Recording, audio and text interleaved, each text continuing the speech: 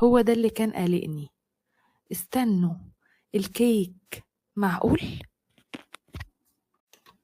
انا في الوقت ده افتكرت حالة الاغماء اللي بتجيلي انا والبنات والتعب اللي بكون فيه ساعتها.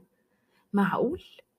معقول تكون البنت دي بتتفق مع جوزها عشان ينيموني انا والعيال ويدخلوا الشقة ياخدوا اي حاجة هم عايزينها؟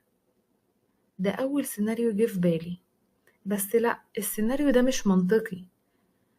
البنت قالت لي انها كمان بتجيلها حالة النوم دي وبتنام بشكل فوري. طب وبعدين؟ انا استأذنت منها وخدت البنات ورجعت على شقتي، لان في سيناريو مرعب خطر على بالي، واكيد خطر على بالكم كلكم دلوقتي. معقول؟ معقول يكون جوزها اللي بيعمل كل ده عشان يدخل شقتي من وراها ومن ورايا وغصب عني؟ طب بيدخل علشان ايه؟